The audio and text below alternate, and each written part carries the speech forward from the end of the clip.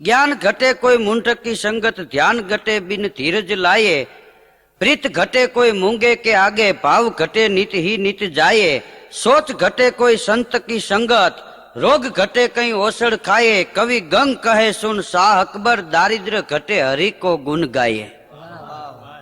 આ એક જગ્યાએ અમારો કાર્યક્રમ હતો ને હું આ કવિ ગંગનો છંદ બોલ્યો. મારા ભેગા મારા એક મિત્ર ને એનો દીકરો બે સાંભળવા આવ્યા હતા. એમાં 8-10 દી પછી બીજો કાર્યક્રમ હતો નજીકમાં જ, એટલે મેં કીધું આજ તો રાજકોટમાં જ કાર્યક્રમ છે તો આવો કાર્યક્રમ સાંભળવા. ત્યાં એ ભાઈની ઘરવાળી કે તીરુભાઈ બધું બંધ રાખજો, તમે પ્રોગ્રામ કરો છો ને બરોબર છે, આ રહેવા દો. મેં કીધું કામ? મને કે ત્યાં તમે કવિ ગંગનું કાંઈ બોલ્યા હતા? મેં કીધું હા. તો મને કે તેદુના તમારા ભાઈ કામ નથી કરતા ને અહીંયા ભજન કર્યા રાખે બેઠા બેઠા કે દારિદ્ર ઘટે હરીકો ગુણ ગાય એમ. અને છોકરો નિશાળે નથી જતો, એ કે કાયમ જાય ત્યાં આપણો ભાવ ઘટી જાય. આવું સમજા વિનાનું સંભળાઈ જાય ને તોય ડખો થાય એમ. હા, સાંભળે અને પછી સમજે પછી જીવનમાં ઉતારે ને તો એની મજા આવે. એક દી એક છોકરો એના બાપાને કે બાપા મોઢામાં બહુ દુખે છે અને મને એવું લાગે છે કે નક્કી અકલ દાટ ઉગતી હોય એમ દેખાય છે. તઈ એના બાપાએ કીધું કે કોડો થામાં અકલ દાટ અટાણે ન ઉગે તો લગ્ન થયા પછી ઉગે. દીકરાઓ બજારે બટેટાની થેલીઓ લઈને જવું પડે ને લેવા માટે, ચોખા ને ઘઉં ને, તઈ અકલ દાટ ઉગવા માંડે. નિશાળે છોકરા બેઠા હતા ને સાહેબે છોકરાઓને પ્રશ્ન કર્યો. એ કે હું એક પ્રશ્ન કરું, આવડે એ ઊંચી આંગળી કરજો. એટલે કે ભલે. એટલે સાહેબે પ્રશ્ન કર્યો, એ કે એવી કઈ સીટી છે એ વાગે છે અને આપણને લાગતી નથી? ત્યાં તો અમારે છગને ધડ ઊંચી આંગળી કરી, ઉભો કર્યો. એ કે તને આવડે છે કે હા? એ કે એવી કઈ સીટી છે જે વાગે છે પણ આપણને લાગતી નથી? તઈ છગને કીધું કે એ સિસોટી. બોલો આને કોણ સમજાવે સાંભળાય એમ? હા, નિશાળે છોકરાઓને સાહેબે કીધું એ કે 7 વાર છે એમાંથી હંતાઈ કરતા હારો વાર કયો મગન ઉભો થઈને કે ઈ જમણ વાર. બોલો, અને ઈ કોકને ન્યા હોય તો એમ પોતાને કીરે હોય તો કણે નળિયા હોહરો જાય એમને. આ એક શેઠ તો મરણ પથારીએ પડ્યા હતા. એના છોકરા ને એની ઘરવાળીને બધા પલંગ પાસે બેઠા હતા. એટલે શેઠ કે મારે હવે એ કે જવાનો સમય થઈ ગયો છે. તેનો ડ્રાઈવર ઉભેલો. એ કે શેઠ તો ગાડી કાઢું? આખી જિંદગી હુકમના પાલન જેને કર્યા. હા, એક ચોર તો આમ બંગલામાં ચોરી કરવા ગયો ને તિજોરી તોડી અને રૂપિયા લઈ લીધા. તો 3-4 જણા એ થઈને આમ તિજોરી તોડેલી. એટલે એકે કીધું કે ભાઈ અટાણે ગણી લ્યો. અટાણે ગણી લ્યો. તો એક બોલ્યો કે ભાઈ ગણવાના ન હોય. કેમ? એ કે અટાણે લઈને અહીંથી ભાગો, હમણાં એ કે કદાચ કોઈ દેખી જાય ને જપાજપી થઈ જાય. ગણવાના ન હોય. અરે કે ગણવા પડે, સવારે માથાકૂટ થાય. કેટલા હતા કેટલા નહીં. ઓલો કે ભાઈ ગણવા નથી, તું લઈને ભાગ નહીં, સવારે જેટલા હશે એટલા છાપામાં ટોટલ આવશે. આટલા જતા એમ. એટલે આપણે નક્કી કરી લેવું કે આટલા જ હોય એમ. હા, ચોરી કરવા માણસો જાય છે ને એ હકીકતમાં બીજાને એમ કે છે કે ભલા માણસ સારું કામ કરો. હા, ચોરી કરવા માણસો જે જાય છે ને એ લોપિયાનું ધન લઈને વયા જાય કે લોપિયાનું ધન ધૂતારા ખાય. કારણ કે ચોરી થાય ને તો સમજી લેવાનું કે આને ક્યાંય સપ્તાહમાં પૈસા નથી વાપર્યા એટલે ઓલા ઘીરે આવીને લઈ ગયા. હારા કામમાં માણસ પૈસા વાપરે ને. આમ તો રૂપિયા માણસ કેટલા કમાય છે એ મહત્વનું નથી, કેવા રૂપિયા આવે છે એ મહત્વનું છે. રૂપિયા પાપના છે કે ધર્મના છે એની સાબિતી છે કે હા એની સાબિતી છે કે શું? એ કે તમે રૂપિયા કમાણા પછી તમે કોઈ સારા કામમાં રૂપિયાને વાપરો ને તેથી એમ માનજો કે તમારા રૂપિયા છે ને હકના મહેનતના છે. અને તમને રૂપિયા મળ્યા પછી તમે પાપના માર્ગે પૈસા વાપરો તેથી નક્કી કરી લેવાનું કે આ રૂપિયો પાપનો છે, ધર્મનો નથી. હા, રૂપિયા માણસ ક્યાંથી લાવે છે, કેવી રીતે કમાય છે એની ખબર ન્યા પડી જાય કે માણસ રૂપિયો કઈ જગ્યાએથી લાવે છે ને કેવા લાવે છે. એક કંપનીમાં જઈને એક ભાઈ શેઠને કે મને નોકરીમાં રાખી લ્યો. મને નોકરીમાં રાખી લ્યો, હું તમારું બહુ સારું કામ કરીશ. શેઠ કે હું તને ઓળખતો નથી, તું ઓળખાણ આપ. કઈ કંપનીમાં હતો, શું કાંઈ ઓળખાણ વિનાનો હું કંપનીમાં તને રાખું નહીં. ઓલો કે શેઠ એ તો ધીરે ધીરે ઓળખાણ થઈ જાય. મારી ઓળખાણી જેટલા થઈ છે ને એને બેડો પાર થઈ ગયું એટલે તો સર્ટિફિકેટ નથી આપ્યા એને.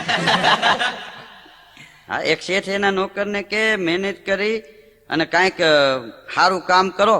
હા, નહીતર નોકરીમાંથી તમારે હાથ ધોઈ નાખવા પડશે. હા, હું જોઉં છું 8 દીથી કે તું હું આવું ત્યારે કામે લાગે છે. આમ તો ખૂણાની માલી પાસે બેઠો જ હોય, ખહુર્યું કૂતરું બેઠું હોય એમ. હા, તો એ કે મહેનત કરો ને તો કંઈક કમાહો અને નકર નોકરીમાંથી કાઢી મૂકીને તો તમારે એ કે નોકરીમાંથી હાથ ધોવા જોઈએ. એ કે તો હાબુના પૈસા બેચ્યા. એક ભાઈ તો બહુ લોભ્યો, અતિ લોભ, જીવનની માલિપા લોભ એનું મહત્વ છે. માપવાળો લોભ હોય ઈ નહીં સારું, માપે લોભ હોય તો વાંધો નહીં, પણ અતિ લોભ થઈ જાય ને તોય સારું નહીં.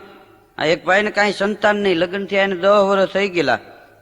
એમાં હનુમાનજીના મંદિરે જઈ અને દર્શન કર્યા અને વળી માનતા કરી કે મારે ત્યાં જો એક દીકરો થાય ને તો તમારા ચરણે હું હીરાનો હાર ધરીશ. એ માનતા કરીને વયો ગયો. એમાં એને ત્યાં 1 વર્ષે દીકરો થયો. પછી તો મૂંઝાણો એવો કે હીરાનો હાર તો મોંઘો પડી જાય એમ. આ છોકરો મોટો થાય ને હું હીરાનો હાર હનુમાનજીના ચરણે ધરીશ ને એટલું કમાઈને નહીં આપે, કારણ કે એના છોકરાઓને એને ખબર હોય ને એમ. પણ એ છોકરો વરહદીનો થયો અને લોભિયો માણસ, એને એમ થયું કે હવે હીરાનો હાર હનુમાનજીના ચરણે કેમ ધરવો એમ. તો છોકરાનું નામ વરહદી સુધી ન પાડ્યું. અને વરહદી એની બેનને બોલાવીને કીધું કે આ મારા દીકરાનું નામ તમારે હીરો રાખવાનું છે. અરે પણ કે આની રાશિ કુંભ આવે છે ને હીરો? હા, એ કે હું કહું અહીંયા કુંભ બુંભ કઈ ન હાલે. તારે 50 ને બદલે 100 રૂપિયા આપીશ ફુયારાને, પણ તું નામ આનું હીરો જ પાડજે. એમાં મારે ઈ તમને ન ખબર પડે, મને જબરો લાભ છે. પણ કે એવો તમને શું લાભ છે? એ કે તું હીરો નામ રાખ. એમાં એ વરહદી એના ફઈએ વળી નામ પાડ્યું છોકરાનું હીરો. પછી ઈ હીરો એના પછી પાછો 2 વર્ષનો થયો, 3 વર્ષનો હીરો થયો. તઈ ઈ લોભિયો માણસ હનુમાનજીના મંદિરે હીરાને હાર પહેરાવીને લઈ ગયો, ફૂલનો હાર પહેરાવીને લઈ ગયો. ત્યાં જઈને હનુમાનજીને પગે લાગ્યો કે મેં માનતા કરી હતી કે મારે ત્યાં દીકરો થાય તો હનુમાનજી મહારાજ તમારા ચરણે હું હીરાનો હાર ધરીશ. એમ કરીને હીરાના ડોકમાંથી ફૂલનો હાર કાઢી અને હનુમાનજીના ચરણે ધરી દીધો. બોલો, આ લોભી એમ. હા, લોભનું માણસના જીવનમાં માપવું જોઈએ. લોભ કેટલો કરે છે એ મહત્વનું નથી, લોભ કેવો કરે છે ને એ મહત્વનું છે. હા, એક જગ્યાએ તો રામપારાયણનું આયોજન, હમણાં દુકાળમાં બહુ રામ કથાના આયોજન થયા છે. અમારા પ્રોગ્રામ આવ્યો, ઘેરે આવે તો ઘણા મને હજી તો આમ ઘેરે આવીને એમ પૂછે કે ધીરુભાઈ પ્રોગ્રામ માટે આવ્યા છે? હું સામેથી પૂછું છું, ગાયું માટે છે ને? કારણ કે આપણને ખબર જ હોય એમ. અને ઘણા કાર્યક્રમો કર્યા છે અમે, પરમાત્માએ અમને વાણી આપી છે, તમે વાણીથી સહકાર આપી છે. પણ એક જગ્યાએ રામપારાયણનું આયોજન હતું. એમાં એક ભાઈનો છોકરો ખોવાઈ ગયો, રોતો રોતો છૂટો પડી ગયેલો. તો કોઈક ભાઈ ઉપાડીને વળી વ્યાસપીઠ ઉપર લઈ ગયા છોકરાને. છોકરાઓને પૂછ્યું કે તારા બાપુજીનું નામ શું, તારા પપ્પાનું નામ શું? છોકરો કે રમેશભાઈ રેડિયાવાળા. તે કથામાં વ્યાસપીઠ ઉપરથી જાહેરાત થઈ કે રમેશભાઈ રેડિયાવાળા જ્યાં હોય ત્યાંથી અહીંયા સ્ટેજ ઉપર આવે, એમનો બાબો ખોવાઈ ગયો છે, અહીંયા રડે છે, રમેશભાઈ રેડિયાવાળા. એ 7 વાર બોલ્યા. પછી 1 કલાકે રમેશભાઈ ઉભા થઈને આવ્યા. તો કોઈએ કીધું ભાઈ તમારો છોકરો છે ને અટાણ સુધી સાંભળતા હતા. તો એક ફેરે કીધું તરત ઊભું થવું જોઈએ ને. એ કે એ તમને ન ખબર પડે. કેમ? એ કે આપણી મફતમાં જાહેરાત થાય છે ને. આપણે રેડિયાની દુકાન છે, રેડિયા રિપેર કરી છે એમ. હા, આપણે ઓમાં આ લોકોને કઈક અમારી જાહેરાત કરજો ન કરે, છોકરો રોઈને મરી ન જાય કે હમણાં ચાલો રહી જાય. બોલો, આવી મફતમાં ભળના દીકરા જાહેરાતો કરાવે એમ. એક બાપા આમ બેઠા હતા, એનો છોકરો આવ્યો. એનો છોકરો આવીને કે બાપુજી હું કે મોટો ક્યારે થાય? તો પણ કે તારે મોટા થઈને શું છે, તું મોટો થાય તો મને લાભ થાય, મારું ટેન્શન હળવું થાય. એના બદલે તું એવું શું કામ પૂછે છે એમ કે હું મોટો ક્યારે થાય? કે હું મોટો થાવ ને બાપા તો મારે ગમે ત્યાં બજારે જવું હોય, બહાર ગામ જવું હોય, ફિલ્મમાં જવું હોય તો મારે મારી બાને પૂછવું ન પડે. અમે નાના રહ્યા એટલે પૂછવું પડે, મોટા થાય ને પછી પૂછવું ન પડે. એટલે હું મોટો ક્યારે થાય? તો એના બાપા કે દીકરા એ રેવા દે, એટલો મોટો તો હજી હું નથી થયું. મારે ક્યાંક જવું ને તોય તારી બાને પૂછવું પડે એમ. હા, કે હું અહીં જાઉં કે નહીં, એટલે હું હજી એવડો મોટો નથી, તું ક્યાંથી થાય? તારી બાની હાજરીમાં કાયમી માટે રહેવું જોઈએ. એક બાપાને જવું તો મુંબઈ ને એમાં છોકરાને લીધો ભેગો. તે આમ ગમે સ્ટેશન આવે એટલે છોકરો એમ કે બાપા મારે બટેટા વડા ખાવા છે. એનો બાપા વળી લઈ દે બટેટા વડા. વળી પાછું સ્ટેશન આવે તો વળી ત્યાંથી કઈક કોઈ ચડે સફરજન લઈને, ચીકુ લઈને, તો કે ચીકુ ખાવા, ચીકુ લઈ દે. 2-3 વાર આવું થયું. ત્રીજા સ્ટેશને જઈને કે મારે કે લચ્છી પીવી છે. હવે બાપા કે ભાઈ હવે ઈ રેવા દે તું. ઈ કે બાપા લઈ દો છે, કોઈલું કહી દઉં હું. ભાભોય મૂંઝાણો, વળી એને લઈ દે. તે મુંબઈ સુધી ઘાણી કરી. પછી એની બાજુમાં બેઠા હતા ને ભાઈએ કીધું કે બાપા આ કેમ છે? કે બટા ઈ કે તમને ન ખબર પડે બેટા. તો કે પણ છે હું આ તમારો છોકરો એમ કે છે કે ઓલું લઈ દો કે નહીં, નકર હું કહી દઉં છું, તો તમે તરત લઈ દો છો. તઈ બાપાએ ગાડા જેવડો નિહાકો નાખીને કીધું કે આ 14 વર્ષનો છે અને મેં આને અડધી ટિકિટ લીધી છે. મેં એને કીધું છે કે તું કોઈને કહેતો નહીં, 12 વર્ષ 10 વર્ષનો છો એમ કહીજે, નકર આ આપણા ઉપર કેસ થાય. એટલે એ કે અડધી ટિકિટમાં મેં એને બેહાડ્યો છે, પણ આખી ટિકિટ લીધી હોત ને તો એટલો ખર્ચો ન થાત, એટલું દાબી ગયું. હા, આના કરતા આખી ટિકિટ લીધી હોત તો સારું હતું એમ. એક દી તો બસ સ્ટેન્ડમાં ઝપાઝપી થઈ ગઈ, હામાં બે જણા કાઠલા જઈને પોલીસ વાળા એક બે થોડ્યા એને પાડી નાખી, એવી બટા જતી બોલે. અને પછી માંડ થારે પડ્યું, હામાં પકડી રાખ્યા. પણ છે હું ઓલો કે આ ખિસ્સા કાતરું છે, મારા ખિસ્સામાં ઈ કે હાથ નાખ્યો ને પકડાઈ ગયો. અને આ ધોળે દિવસે કે બસ સ્ટેન્ડમાં કોઈના ખિસ્સામાં હાથ નાખતા તને શરમ નથી થતી? તઈ ખિસ્સા કાતરું એ કીધું કે ખિસ્સામાં ફદિયું રાખતા નથી, તમે નથી શરમાતા? એક 5 નંબરે જભા ફાડી નાખ્યા હામ. હા ઈ કે આ ભલા માણા કે ભિખારીના ખિસ્સામાં 10 રૂપિયા નીકળે, તું તો ભિખારીનો બાપ નીકળ્યો. હા તે બસ સ્ટેન્ડમાં ઝપાઝપી થઈને માણસોને જાણી મેળામાં ગયા હોય ને એટલો મફત આનંદ મળી ગયો એમ. હા આમ મગન નિશાળે બેઠો તો ને એના સાહેબ કે સરવાળો કરતા તને આવડે? સરવાળામાં ખબર પડે કે હા ઈ કે સાહેબ સરવાળામાં અટાણે હવે મને એકલા જ ખબર પડે છે. તો ઈ કે 1 કિલો ઈ કે બટેટા હોય, 1 કિલો રીંગણા હોય, 1 કિલો ગુવાર હોય, 1 કિલો ફુલાવર હોય, 1 કિલો વટાણા હોય, આ બધું ભેગું કરો તો શું થાય? તો મગન કે ઊંધિયું થાય. ઓલો સરવાળાનું લખાવતો તો આ ન્યા એને ઊંધિયું કર્યું એમ. હા એક લોભિયો અતિ લોભિયો માણસ દવાખાને ગયો. દવાખાને આમ તો માણસ હકીકતમાં હારી હેલાય તો કોઈ જાતા જ નથી. હા દવાખાને જાય તોય વળી પાસે ડોક્ટર સાહેબ પૂછે. હા ડોક્ટર સાહેબ ત્યાં જાવ પૂછે શું તકલીફ છે? ઓલો કે તકલીફ નથી, તાવ છે. હા એ લોભિયો દવાખાને ગયો ને એમાં વળી ડોક્ટરે એને અંદર બોલાવ્યો. એટલે બોલો પેલા તો કે સાહેબ બીજું ઠીક કે તમે રૂપિયા કેટલા લ્યો છો આ તપાસવાના? એ કે કોઈ નવો દર્દી પહેલી વાર આવ્યો હોય ને તો 200 રૂપિયા લઉં, અને જૂનો દર્દી હોય અને બીજી વાર આવ્યો હોય તો 100 રૂપિયામાં રડી જાય. ઓલા લોભિયાને એમ થયું કે અહીં તો 60-70 આવતા હોય, ડોક્ટરને શું ખબર આ પહેલી વાર આવ્યો બીજી વાર? એટલે એ લોભિયો કે સાહેબ તો હું તો આ બીજી વાર આવું છું. એ કે તો લાવો 100 રૂપિયા ઓલી જે લખી દીધી છે ને એ દવા ચાલુ રાખજો. બોલો જોયું નહીં એમને એમ કાઢી મૂક્યો એમ. અને લોભિયો મૂંઝાણો મારું પાયરે કરી, આ તો આ 100 રૂપિયા થાવ મફત ના ગયા એમ. એક શેઠ હવારમાં આમ દુકાન ખોલીને બેઠો હોય, વારે ચોટે વળી અગરબત્તી કરે. ઘણા તો હવારમાં અગરબત્તી કરે, ગરમ દૂધ લે, એમાં એલચી નાખે, પછી ધુવાણા ભગવાનને દે ને ટાહોળે પોતે ઉપાવ. પાછા કે વાહ પરમાત્મા તારી દયા છે, હવે આ દયા કેટલા દી હાલે અમે જોઈએ એમ. એ શેઠ આમ દુકાન ખોલીને અગરબત્તી કરીને આમ બેઠા હતા, આમ તકિયાનો ટેકો નાખીને. ત્યાં વળી ભિખારી આવે, શેઠ ભગવાનના નામ ઉપર એકાદો રૂપિયો આપો. શેઠ રૂપિયો આપે. વળી બીજે દી દુકાન ખોલી, બીજે દી હજી શેઠ અગરબત્તી કરીને આમ બેઠા. ત્યાં વળી ઓલો જઈને કે શેઠ ભગવાનના નામ ઉપર રૂપિયો આપો. ગરાગ નો આવે ત્યાં ભિખારી આવી ગયો. એ ઉપરા ઉપર 8 દી આવું આવેલું. શેઠ ની સોટલી ખીતો થઈ ગયેલી. સવારમાં આમ દુકાન ખોલીને અગરબત્તી ખોલીને આમ જ્યાં શેઠ તકિયા ટેકે બેઠા ને ત્યાં ભિખારી આવ્યો. શેઠ ભગવાનના નામ ઉપર એકાદો રૂપિયો આપો. શેઠ કે રોજ રોજ ભીખ માગતા શરમ નથી થતી? ઓલો કે તો મહિનો બાંધી દો ને, દર મહિને 30 રૂપિયા આપી દેવા, મારે રોજ ના ટકા નહીં.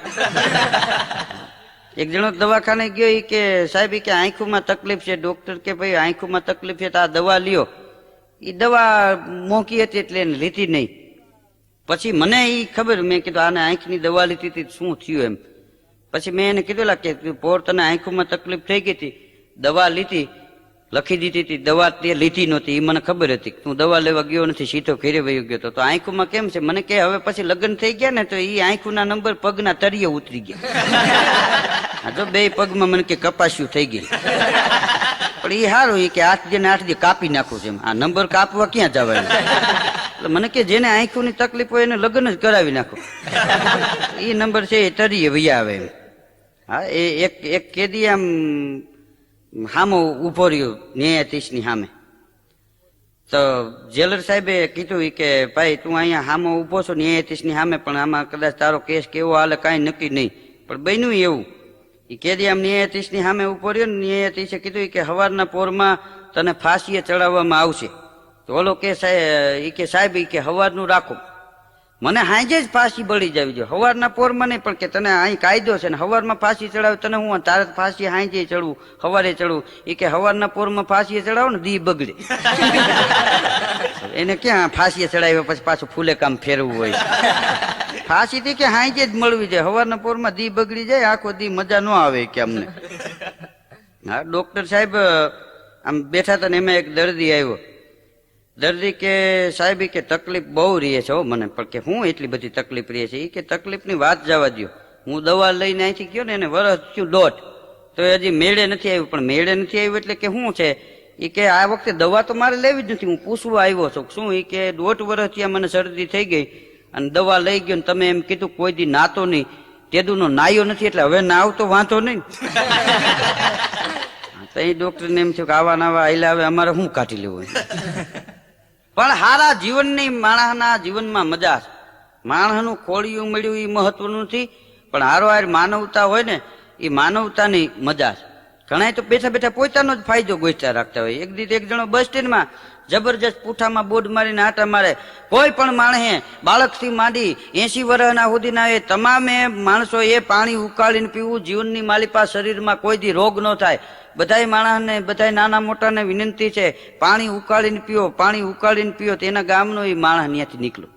એને કીધું કે તારે કાંઈ લેવા દેવા નહીં, તને કોઈ જાહેરાતના પૈસા આપે છે, તને ડોક્ટર કાંઈ આપે છે?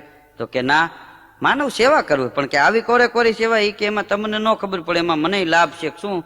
એ કે કોલસાની દુકાન કરીશ. જે માણસ ને કહું છું એ બધા કોલસા મારી દુકાને લઈ જાય છે ને પાણી ઉકાળીને પીએ છે ને મારું હાલ્યા રાખે. મને કે હું તો ફ્રીજ નું પીવું છું. બોલો, ગામને ઉકાળીને પાતો હતો ને પોતે બેઠો બેઠો ફ્રીજ નું પાણી પીતો હતો. આ એક શેઠ તો હાવ આમ બકાલું સસ્તું મળે એટલા માટે થઈને લખર વખર લુગડા પહેરી લે અને આમ શાક માર્કેટમાં બકાલું લેવા નીકળ્યા. શેઠાણી નહીં ન જવા દે, હું જઈને લઈ આવીશ, તારે નથી જવું ત્યાં. તો પોતે જઈને આમ લખર વખર લુગડા ને બકાલું લઈને આવતા. તેમાં એના એક મિત્ર હામાં મળ્યા.